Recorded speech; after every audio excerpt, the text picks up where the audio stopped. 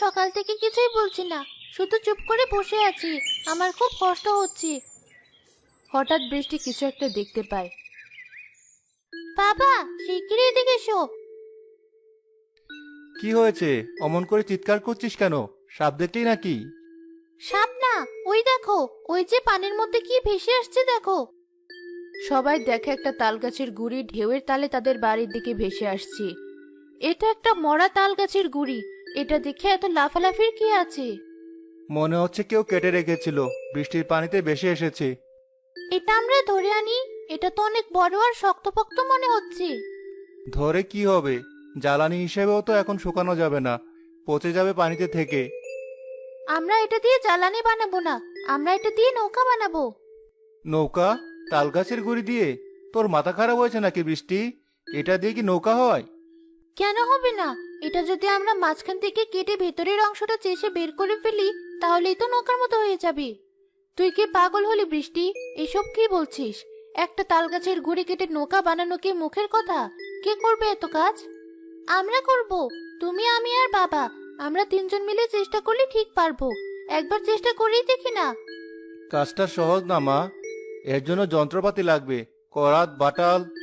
তোমার তো একটা পুরনো করাত আছে বাবা, আর বাটালও তো আছে। বাকি যা লাগে আমরা বানিয়ে নেব।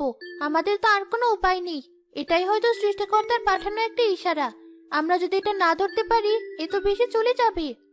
মেয়েটা কিন্তু একেবারে ভুল বলেনি। চেষ্টা করে দেখতে দোষ কি?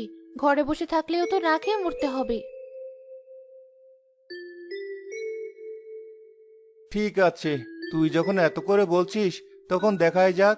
কিন্তু প্রথমে তো ওই গুড়িটা ডাঙায় তুলতে হবে। চল দেখি ধরাধরি করে তুলে নেই। তারা তিনজন মিলে ঘর থেকে রশি ও বাঁশের লাঠি খুঁজে আনে। বৃষ্টি, লাঠিটা আমার দিকে এগিয়ে দে, আমি ওটাকে একটু পাড়ের দিকে ঠেলে আনি। বাবা, সাবধানে কাজ করো কিন্তু। সৃষ্টিকর্তা, তুমি সহায় থেকো। লোকটার দিকে খেয়াল রেখো। অনেকক্ষণ চেষ্টার পর বাদল তালগাছের গুড়িটা ঠেলতে ঠেলতে তাদের বাড়ির উঁচু জায়গায় নিয়ে আসে। উফ, কি ভারী রে বাবা, আমার তো কোমরটাই গেল। পেরেছি বাবা, আমরা পেরেছি। এখন শুধু এটাকে বানানোর পালা। আগে একটু জিরিয়ে নাও, আমি তোমাদের জন্য মুড়ি নিয়ে আসি, তারপর কাজ। বৃষ্টি, তোর মাথায় সত্যি বুদ্ধি আছে রে মা। এটা দিয়ে যদি সত্যি নৌকা বানানো যায়, তাহলে আমাদের আর কোনো চিন্তা থাকবে না। নিশ্চয় যাবে। আমাদের চেষ্টার কোনো কমতি থাকবে না। পরের দিন সকালে বাদল তালগাছের গুড়িটা লম্বালম্বি করে কেটে ফেলে।